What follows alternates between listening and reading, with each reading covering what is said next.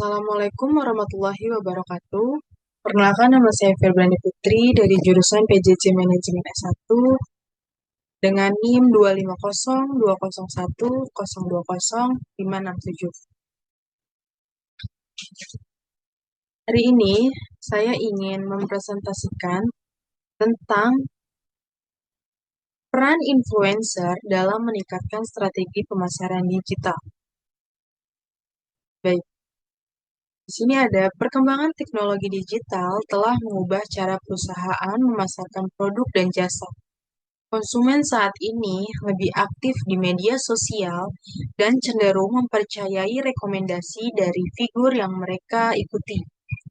Influencer hadir sebagai aktor paling penting dalam strategi pemasaran digital karena mampu mempengaruhi persepsi dan perilaku konsumen secara signifikan.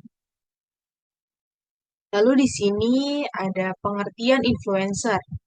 Influencer adalah individu yang memiliki kemampuan mempengaruhi opini, sikap, dan perilaku audiens melalui konten yang dibagikan di media sosial. Pengaruh tersebut berasal dari kepercayaan, kredibilitas, dan kedekatan dengan pengikutnya. Lalu di sini ada peran influencer dalam strategi pemasaran digital.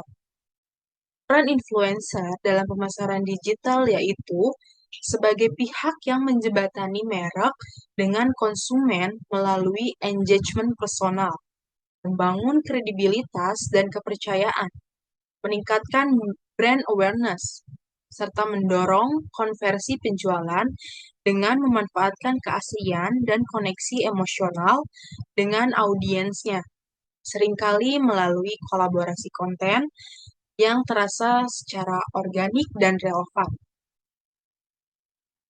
Lalu di sini saya akan membahas tentang peran utama influencer dalam strategi pemasaran digital. Di sini saya mengambil 4 peran utama influencer. Yang pertama ada membangun kepercayaan dan kredibilitas.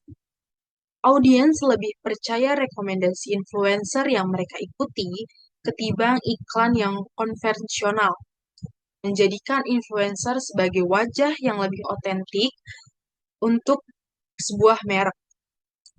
Dan yang kedua ada meningkatkan kesadaran merek atau brand awareness.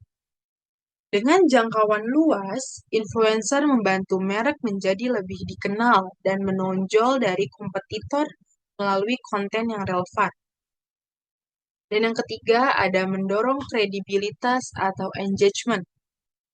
Influencer menciptakan konten yang interaktif sehingga dapat memicu diskusi, komentar, dan interaksi langsung atau two-way communication yang meningkatkan engagement audiens dengan merek. Dan yang keempat ada memengaruhi perilaku pembelian atau purchase behavior. Rekomendasi produk dari influencer dapat secara langsung mempengaruhi keputusan pembelian seorang konsumen sehingga dapat meningkatkan penjualan sebuah merek. Dan yang terakhir di sini ada menciptakan konten kreatif dan relatable. Influencer adalah seorang ahli dalam memahami preferensi audiens mereka. Mereka berperan sangat penting sebagai rumah kecil yang mampu mengemas merek menjadi konten yang lebih menarik. Seringkali konten tersebut melalui endorsement, paid promote, atau influencer tersebut menjadi brand ambassador. Lalu di sini ada menentukan influencer yang tepat untuk bisnis. Dalam pemilihan influencer harus sesuai dengan brand agar kampanyenya lebih efektif. Yang pertama ada cocok dengan relevansi brand. Yang kedua ada baik di sini ada cocok dengan relevansi brand. Kita harus mencari influencer yang cocok dengan brand yang akan kita rilis. Misal, kita mempunyai brand dalam produk kecantikan. Itu kita harus mencari influencer yang ahli di bidang kecantikan tersebut. Jangan sampai kita salah dalam memilih influencer. kita mempunyai sebuah merek kecantikan, tetapi kita malah menggunakan influencer yang ahli di bidang food vlogger, karena itu tidak relevan dengan produk kita, sehingga membuat citra merek kita menurun. Dan yang kedua, analisis audiens. Pastikan pengikut influencer tersebut sesuai dengan target pasar, dimulai dari usia, gender, dan minat mereka. Yang ketiga ada engagement rate, yaitu ketika kita menggunakan influencer, jangan hanya dilihat dari berapa jumlah followersnya, tapi dilihat juga dari poin yang paling penting, yaitu seberapa sering influencer itu berinteraksi dengan para pengikutnya. Dilihat dari komentar, like, dan share-nya, karena itulah yang paling penting. Dan yang terakhir ada riwayat reputasi yang baik. Dalam strategi pemasaran digital, pastikan influencer yang kita pilih memiliki attitude yang baik dan juga reputasi profesional yang positif. Jangan sampai kita salah dalam memilih influencer yang akan kita ajak untuk bekerja sama. Dan di sini saya akan membahas tentang jenis-jenis influencer, dimulai dari nano hingga mega. Influencer dikelompokkan berdasarkan jumlah pengikut dan pengaruhnya. Masing-masing punya kelebihan berbeda. Yang pertama itu ada nano influencer, itu memiliki kisaran followers 1.000 sampai dengan 10.000 followers.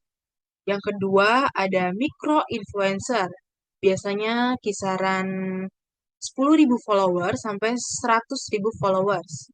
Biasanya micro influencer ini memiliki followers dengan niche market.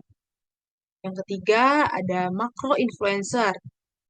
Itu range jumlah followers makro influencer itu kisaran 100.000 followers sampai 1 juta followers. Biasanya diisi oleh selebritas atau seorang konten kreator yang memang ahli dalam bidangnya, yang sudah lama berkiprah. Dan yang terakhir ada mega influencer atau selebriti. Ini memiliki followers lebih dari 1 juta followers. Biasanya, mega influencer ini dipenuhi dengan selebritas atau public figure ternama yang sudah lama dikenal oleh masyarakat. Dan yang selanjutnya ada dampak peran influencer terhadap perilaku konsumen. Yang pertama ada dapat meningkatkan kepercayaan terhadap produk. Yang kedua, mempengaruhi sikap dan presensi merek. Yang ketiga itu mendorong minat pembeli. Dan yang terakhir ada membantu konsumen dalam pengambilan keputusan. Baik, selanjutnya dalam memilih influencer juga kita memiliki tantangan dan resiko dalam penggunaan influencernya. Tidak semua kampanye influencer berjalan mulus. Resiko tetap perlu diperhitungkan. Di sini ada 3 tantangan dalam menggunakan influencer. Yang pertama itu ada pemilihan influencer yang kurang tepat. Kesulitan menemukan influencer yang memiliki nilai, pesan, dan audiensnya benar-benar selaras dengan merek. Dan yang kedua ada resiko reputasi dan skandal atau cancel culture. Ini merupakan resiko terbesar dalam pemilihan influencer. Influencer adalah merupakan representasi dari merek.